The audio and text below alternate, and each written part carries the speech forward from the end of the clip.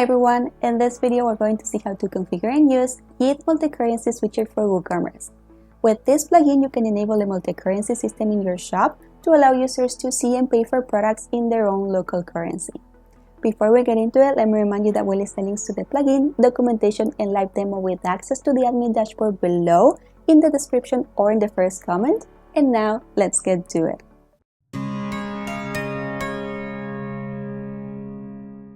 As you can see here, we have all the different currencies that have been set up on the site. We can choose between American dollars, pounds, euros, and more. Right now we see prices in American dollars, but if we click on pounds, for example, the plugin converts all the prices into the selected currency. Let's go to the dashboard to see how to configure the plugin. Let's go to YITH Multi Currency Switcher. We have all these sections: currency, general settings, geolocation, style, shortcodes, your store tools, help, and the option to collapse the menu. In currencies, we'll see all the currencies available on the site. When you first install the plugin, you will only see the default currency here. This is mine, American dollars, and then you can start adding currencies by clicking here on add currency. For example, let's try adding Australian dollars.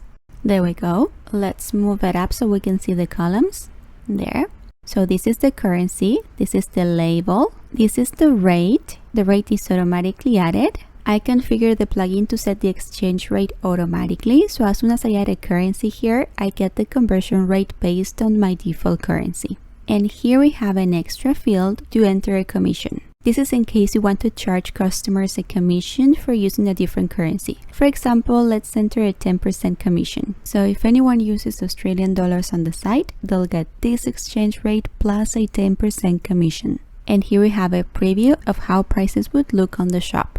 Here you can enable and disable all the currencies except the default one here. And here we have options. For each single one of these currencies, we can choose the position, the thousand separator, the decimals. If we want to round cents, we can choose to round them up or down. We can choose the separator, the optional image. We can choose not to show a flag, choose one from the default set, and upload a custom icon. If we choose this one, we'll be able to upload the icon here. And if we choose this one, we get to choose the flag here. Let's look for the Australian flag, and there we go. And we can choose to identify the currency on the site by showing only the currency, only the label, or the currency and the label. And we can apply the changes here. There we go. We can also choose to delete each currency from the list. And for those that have been added before, we can update the rate manually. We can update all rates here. And I also have bulk actions here to disable, enable, delete, or update the rate of several currencies at once. Always make sure to save changes. And now let's move on to the general settings tab. Here we can set the general behavior of the plugin. First, you have to decide if you want to set exchange rates manually or automatically. We've seen how rates are set automatically with this option. But if you choose manually, then you will have to enter all the rates manually in the currencies tab. So let's select manually to see that and save. Now let's go back to currencies. I don't have the option to update rates anymore. That's only possible with the automatic configuration. Same here, I don't have the option to update rates anymore. Now let's scroll down and let's add another currency. Let's add yens. And I get this conversion rate by default, but it's not the actual conversion rate. I need to enter it myself. Right now it's $1 equals 157 yens and 15. This rate field can only be edited if the plugin is configured to set rates manually. If it's set to automatically, the rate can only be updated but not edited manually. I'm not going to enter a commission rate here. I'm going to save.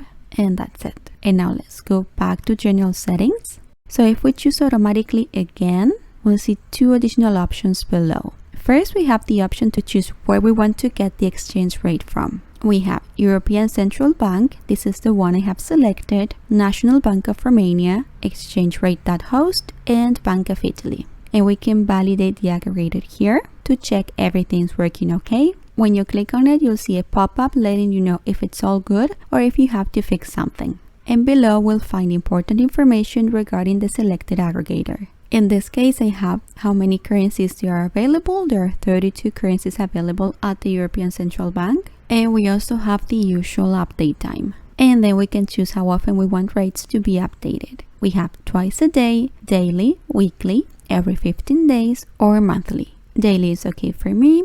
Then we have the default currency. As you know, it's the American dollar. You can choose any currency here. This is the default currency set in WooCommerce settings. If we change the currency here, it's also going to be changed in WooCommerce settings. And if we change it there, it's also going to be automatically updated here. Then in checkout currency, we can choose which currency to show at checkout.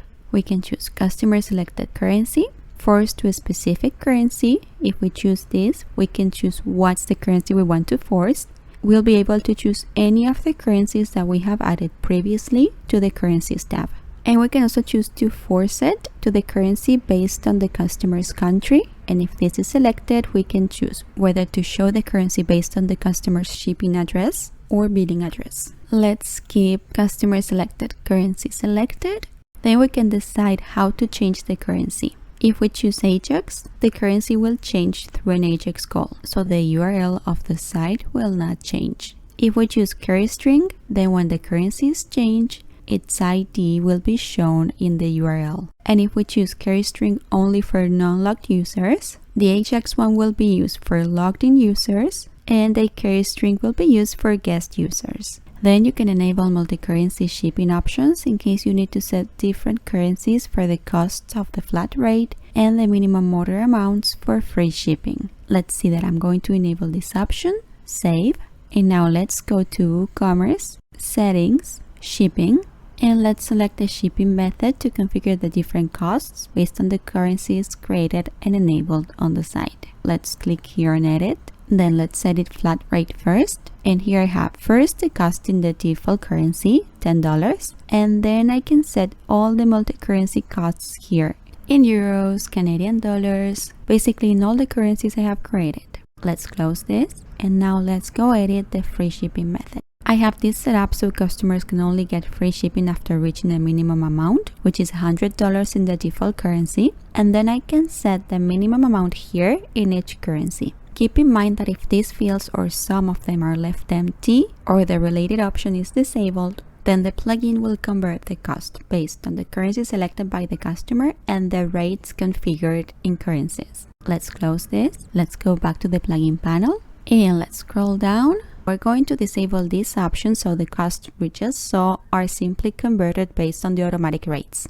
And last, in Payment Gateway, you can hide specific payment gateways when customers use specific currencies. Let's enable this, and we're going to see options to hide gateways for all the currencies we have added on the site. We could, for example, hide cash on delivery when customers choose dollars. Here I get this drop down with all the gateways I have enabled on the site. And maybe I can also hide direct bank transfer when the selected currency is pounds. I'm going to save options. And now let's move on to geolocation. Before moving on, let me remind you to like this video, subscribe to our channel, and hit that bell down below so you know every time we publish a new video.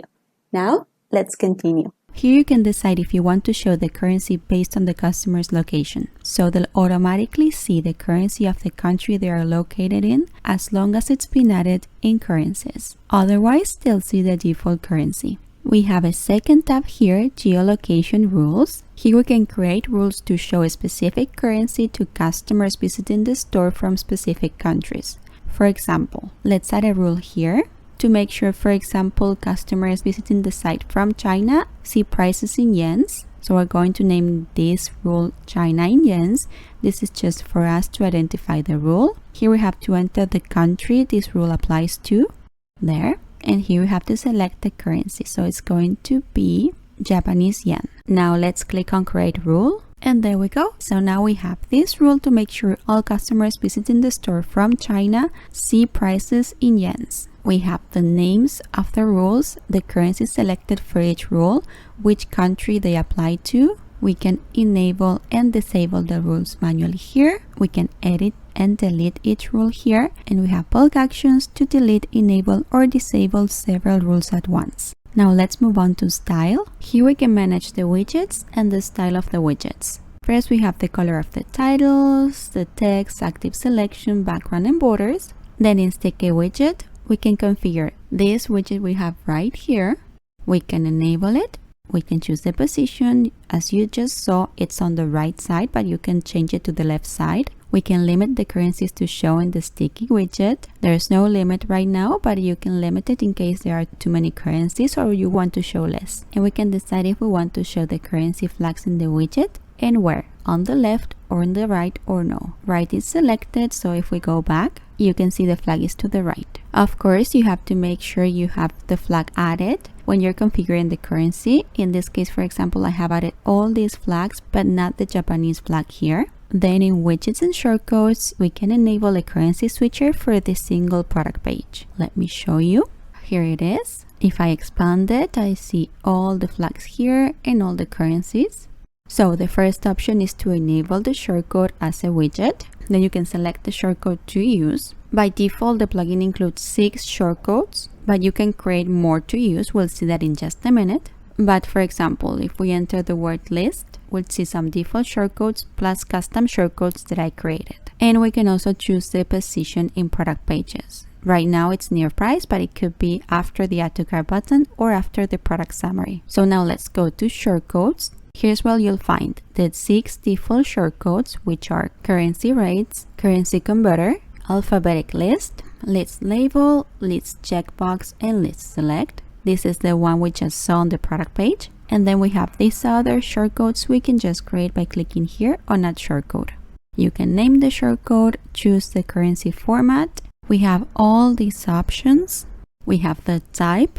It can be currency list, alphabetic list, converter, or rates. We have the style, which can be select, checkbox, or labels. We can choose to show the search or not. And we can choose to show the flags or not and where to show them. Then you just have to click on create shortcode, and the shortcode will be added here to this list where you can see the name of each shortcode, the shortcode itself, which you can copy and place anywhere on your site. Here's the option to enable and disable each shortcode, to copy, duplicate, and delete each shortcode. And of course, we have bulk actions here to delete, enable, or disable several shortcodes at once. You can also add any of these shortcodes with the widget to a sidebar. Let me show you. Let's go to Appearance, Widgets.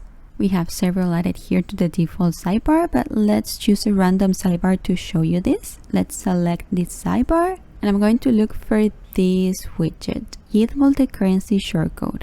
There we go. So we can enter a title as usual and enter the shortcode we want to use. For example, let's enter list again, and I can choose the list checkbox. And that's it. That's how you can add the shortcodes to widget areas. And you can also add 4 blocks that are included in the plugin.